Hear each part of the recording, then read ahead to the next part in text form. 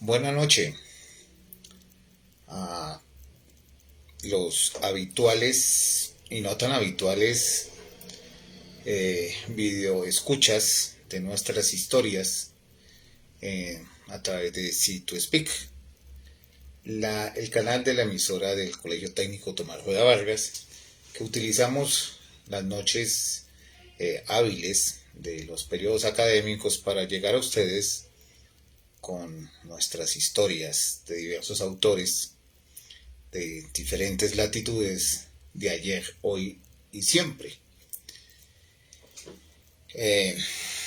Hoy tenemos a una historia clásica también de ese maestro de la literatura rusa, que es León Tolstoy, uno de mis novelistas, escritores preferidos. Todos tenemos a alguien a quien seguimos en las lecturas. Entonces, a mí me encanta Tolstoy. Y un día como hoy he escogido esta lectura brevemente. Hay de todas estas cosas que uno va guardando en su computador, por cierta particularidad que tuvo quien inspiró esta historia de León Tolstoy, quien fue el personaje original que inspiró esta historia. Entiendo que era un magistrado de justicia en Rusia, quien padeció una enfermedad de esas terminales muy fuertes por en el siglo XIX, que es el cáncer, y falleció de cáncer. Y uno de los familiares de este magistrado le contó a León Tolstoy la historia de su hermano fallecido, y pues eso inspiró a León Tolstoy a escribir este texto que se llama La muerte de Iván Ilich.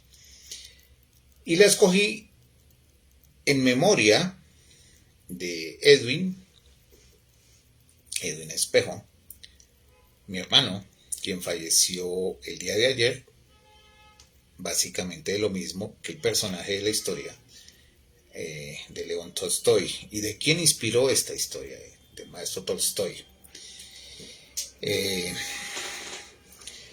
Cuando uno ve cómo se va apagando la existencia, pues uno reflexiona sobre la misma, porque hay diferentes maneras de terminar nuestro paso por la vida, y pues en este caso ver uno apagarse a alguien que es de la entraña de uno mismo, no solo por los lazos genéticos, sino por la misma cercanía que da, y sobre todo a edades que no se conciben, de que todavía uno podría haber hecho mucho más en este trasegar por la existencia. Entonces, en memoria de Edwin, voy a leer un capítulo de Ilich. Es una forma de llevar el duelo. La gente tiene unas particularidades frente a los duelos, ¿no? Se piensa que hay que meterse y esconderse en la interioridad de las personas. Y creo que no, que a veces una buena forma uno de llevar los duelos es precisamente siguiendo la vida, reivindicando la existencia. Y por eso es que estoy esta noche aquí, compartiendo con ustedes una circunstancia muy particular a través de una historia, ¿cierto? Entonces, vamos, capítulo 2. Saluda, acabo de ver aquí el saludo del maestro Isidro, desde las tierras manitas, de tierras aztecas. Desde aquí también respondo a tu saludo, un abrazo y muchas gracias por tus palabras, se reciben plenamente, ¿sí? Bienvenido, maestro, y pues entro en materia. Capítulo 2, y dice: la historia de la vida de Iván Ilich era de las más sencillas, de las más ordinarias y de las más terribles. Murió a los 45 años. Miembro del Palacio de Justicia, era hijo de un funcionario quien había hecho en diferentes departamentos ministeriales en San Petersburgo una de aquellas carreras que demuestran claramente que, aunque incapaces de desempeñar importantes funciones, gracias a la larga duración de sus servicios y a sus grados, ciertos seres no pueden ser despedidos y reciben, por ocupar puestos expresamente creados para ellos, plazas ficticias con sueldos de 6 a 10 mil rublos, nada ficticios, con los que viven hasta la más avanzada vejez.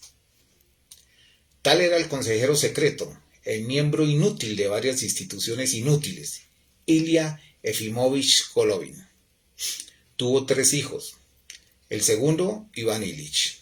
El mayor siguió la carrera de su padre, pero en distritos diferentes, y se aproximaba la época en que comenzaría a cobrar por desempeñar ficticios servicios. El tercero era un fracasado. En cuantos puestos ocupara no había conseguido otra cosa que hacerse mirar mal, y entonces estaba empleado en los caminos de hierro. Su padre y sus hermanos, y sobre todo las mujeres de estos últimos, no solo evitaban encontrarle, sino que solo se acordaban de él en los casos de necesidad. La hermana estaba casada con el barón Graf, funcionario de San Petersburgo, semejante a su padre político. Iván Ilich era el fénix de la familia, como lo solían llamar. Ni tan frío ni tan correcto como su hermano mayor, ni tan aturdido como el tercero. Ocupaba el justo medio entre ambos, inteligente, vivaracho, agradable y formal. Estudió con el más joven en la escuela de jurisprudencia. Su hermano fue echado de ella a la 4ª clase. Ave María.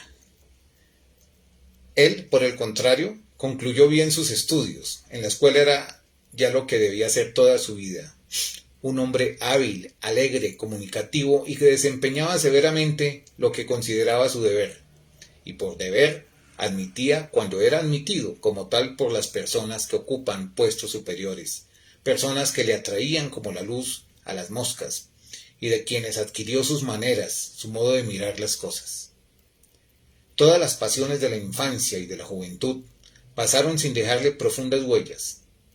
Dejábase llevar de la sensibilidad y de la vanidad, y en rangos más altos del liberalismo, pero guardando ciertos límites.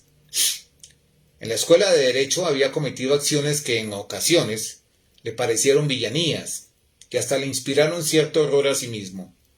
Pero ulteriormente, viendo que actos por el estilo eran cometidos por hombres de alta posición y que no pasaban por malos, las olvidó por completo, sin hacer caso de sus recuerdos. Recibiendo al salir de la escuela el dinero necesario para equiparse que su padre le entregara, Iván Ilich hízose vestir en casa de Charmer.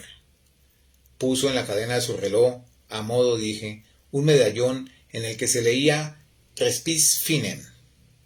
Se despidió de sus maestros, dio una comida de adiós a sus colegas y, provisto de maletas, ropa blanca, exterior y objetos de toilette, todo nuevo y a la moda, comprado en las mejores tiendas, partió para provincias donde debía desempeñar las funciones de encargado de los asuntos particulares del gobernador, empleo para él obtenido por su padre. Una vez en su puesto, pronto logró crearse una situación fácil y agradable, idéntica a la que tenía en la escuela de Derecho. Servía, hacía su carrera y al mismo tiempo se divertía de modo conveniente. De vez en cuando partía para los distritos en calidad de enviado por el gobernador. Manteníase dignamente ante sus superiores o subordinados, desempeñando con exactitud y honradez incorruptibles las funciones de que estaba encargado, honradez de la que no podía dejar de enorgullecerse. A pesar de su juventud y de su tendencia a las ligeras distracciones, era muy reservado en lo oficial y hasta severo en los asuntos privados del servicio.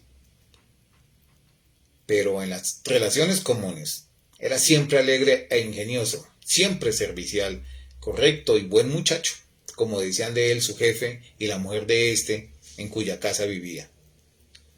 Sostenía íntimas relaciones con una señora, la cual habíase aficionado a aquel leguleyo.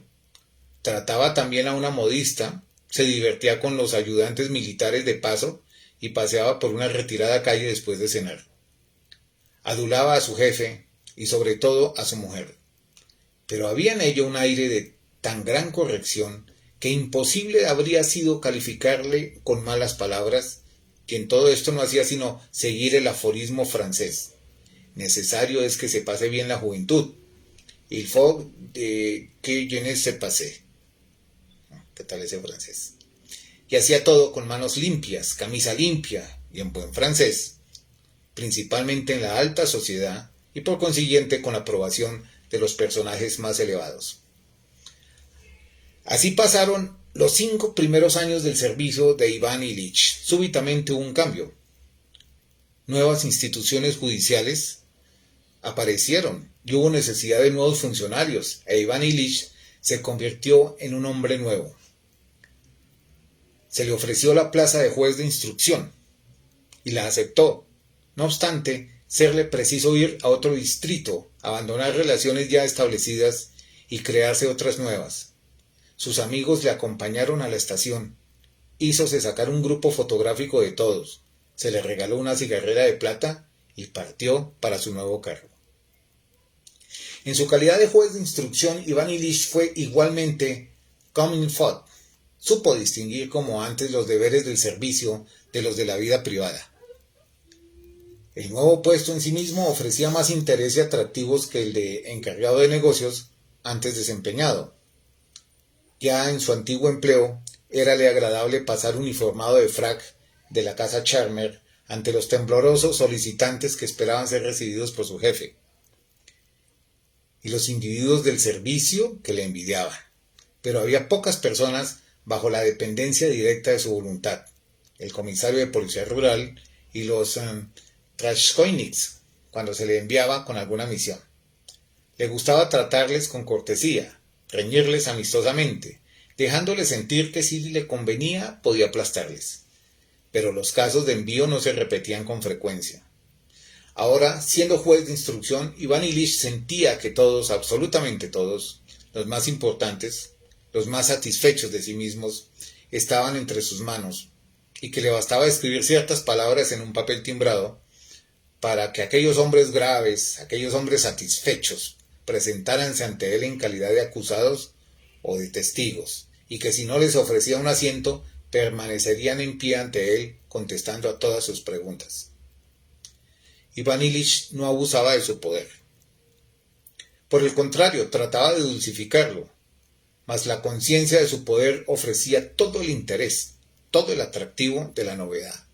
En aquellas funciones, en las pesquisas precisamente, pronto logró cumplir todas las formalidades, separar de ellas cuanto no entraba en el asunto, de modo que en el papel solo se reflejaba la parte legal, quedando cuidadosamente ocultas sus opiniones personales.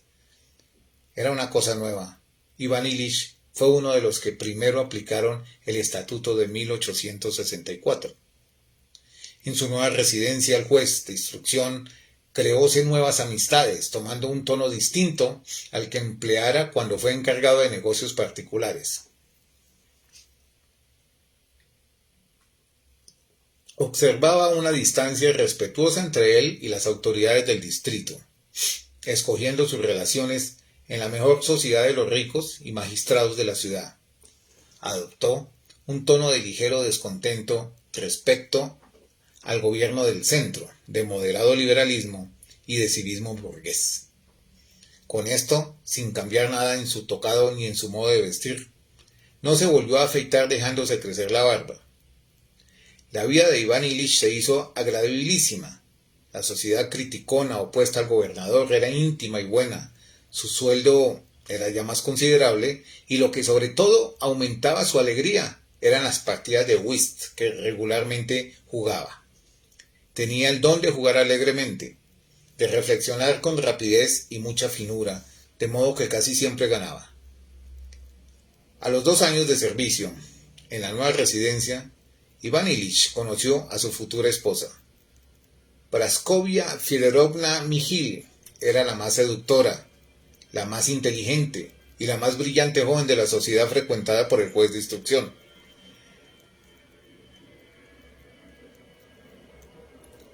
Entre otras distracciones y diversiones, Iván Ilich habíase creado relaciones amistosas con Praskovia Fedorovna. Como oficial de comisiones especiales había bailado mucho, pero como juez de instrucción solo bailaba excepcionalmente. Sin embargo, gustaba demostrar que aunque magistrado de quinta clase, cuando era necesario bailar, podía sobresalir como en otra cosa, y de cuando en cuando, al final de las veladas, bailaba con Praskovia Feodorovna, cuyo corazón cautivó precisamente en ese tiempo. Ella se enamoró de él. Iván Ilich no tuvo la intención clara y determinada de casarse más cuando comprendió que ella estaba enamorada. En suma, ¿por qué no me he de casar?, se dijo. Praskovia Fedorovna pertenecía a una buena y noble familia y disponía de una pequeña dote. Iván Ilich podía aspirar a un partido más brillante, pero aquel no era malo del todo. Él tenía su sueldo y pensaba que la novia le llevaría el equivalente. Además, estaba bien emparentada, era graciosa, linda, una mujer, en fin, completamente comme il faut. Tan injusto sería decir que Iván Ilich quería casarse porque estaba enamorado de su prometida y veía en ella una compañera de su carácter y opiniones, como afirmar que se casaba porque las personas de su clase aprobaban aquella elección. Iván Ilich se casaba por dos consideraciones: porque era cosa agradable adquirir semejante esposa, y en segundo lugar porque las personas de alta posición lo encontraban razonable. Y se casó. El proceso mismo del matrimonio de la primera época de vida conyugal, con las caricias matrimoniales, los nuevos muebles, la vajilla nueva, la nueva ropa blanca, hasta la preñez de su esposa, pasáronse muy bien. De manera que Iván Ilich comenzaba a creer que su vida agradable, fácil, alegre, siempre decente y aprobada por la sociedad, no solo no sería turbada por el matrimonio, sino embellecida más bien gracias a él. Pero precisamente en aquel tiempo, en los primeros meses del embarazo de su mujer, ocurrió algo nuevo, imprevisto, desagradable, penoso, inconveniente y de lo que no había manera de librarse. Su mujer, sin razón, pensaba Ilich, empezó a turbar el encanto y la decencia de su vida. Hízose celosa, exigió de él los más solícitos cuidados, halló que replicara todo, le hacía desagradables, groseras escenas. Al principio Iván Ilich esperó salir pronto de situación tan lamentable por medio de aquel modo fácil y decente de considerar la vida que antes le salvara. Aparentaba ignorar el mal humor de su esposa, continuaba llevando la misma existencia agradable y regular, invitaba a que fueran a su casa sus amigos, jugaban allí a las cartas, procuraba ir al círculo o a casa de sus conocidos. Pero la esposa lo reñía con palabras groseras y de modo tan enérgico y obstinado, recomenzando cuando las cosas no iban con arreglo a sus deseos, y tan visiblemente decidida a vencerle, a obligarle a permanecer en casa y a fastidiar como ella, que Iván Ilich llegó a sentir espanto. Comprendió que la vida conyugal con su mujer, al menos, no correspondía a los encantos y excelencias deseados, que por el contrario lo turbaba, y era urgente prepararse contra aquellas irregularidades y trató de encontrar los medios para conseguirlo. El servicio era la única cosa que imponía a Praskovia Fedorovna, y este servicio y las exigencias que de él resultaban escogió como medio de lucha para reconquistar su independencia. El nacimiento de un niño, los ensayos de la lactancia y sus fracasos, las enfermedades reales e imaginarias de la madre y de la criatura por las cuales se exigía la presencia y las atenciones del marido, aun cuando él nada pudiera hacer ni comprender, hizo más imperiosa en él la necesidad de crearse un mundo fuera de la familia. Conforme aumentaban la irritabilidad y las exigencias de su mujer, él se iba entregando cada vez más al servicio, que le gustaba más de día en día y se tornaba doblemente ambicioso. Muy pronto, apenas un año después del matrimonio, Iván Ilich comprendió que la vida conyugal, si bien ofrecía algunas comodidades, era en suma un asunto bastante complicado y difícil, y para cumplir su deber, es decir, para llevar una vida digna y aprobada por la sociedad, se hacían necesarias ciertas relaciones determinadas, como en el servicio. Y fueron las que estableció Iván Ilich. No exigió de la vida de familia sino las comodidades de una comida en su casa, de una buena cama, de cierto orden y principalmente las conveniencias exteriores, exigidas por la opinión pública. En todo lo demás solo buscaba una alegría exterior, y cuando lo encontraba sentíase agradecidísimo. Mas cuando tropezaba con la resistencia y con el mal humor, marchaba hacia su servicio, al medio que se había creado y en el cual se hallaba a sus anchas. Iván Ilich era muy apreciado como buen funcionario y al cabo de 3 años fue nombrado ayudante del procurador. Las nuevas obligaciones, su importancia, la posibilidad de hacer juzgar y apresar a quien quisiera, los discursos públicos y los triunfos que obtenía le aficionaron más aún al servicio.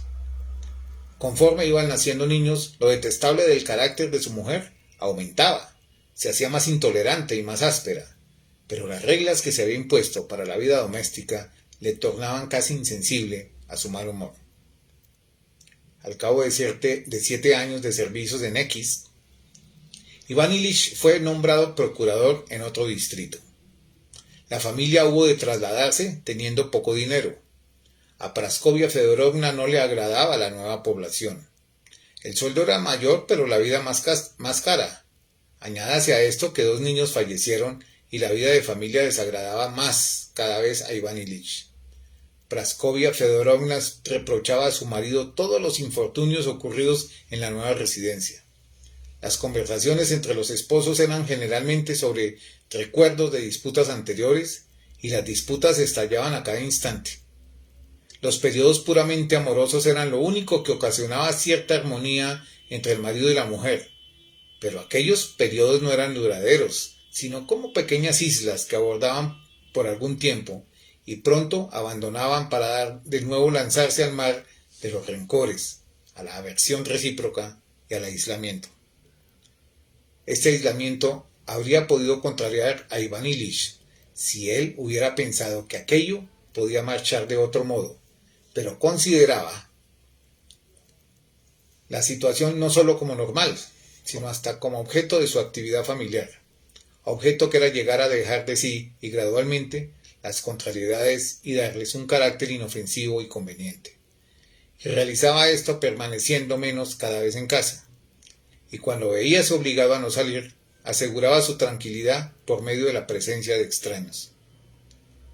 Pero lo que sobre todo le ayudaba eran sus funciones, la conciencia de su poder, la posibilidad de hacer perecer al hombre que se le antojara, su gravedad exterior cuando entraba en el palacio y cuando se encontraba con sus subordinados, los triunfos que obtenía ante sus superiores y principalmente el arte para saber bien conducir los asuntos judiciales, que se reconocía a él a sí mismo. Todo lo contentaba y unido a sus comidas con los amigos y al juego de whist llenaba su existencia.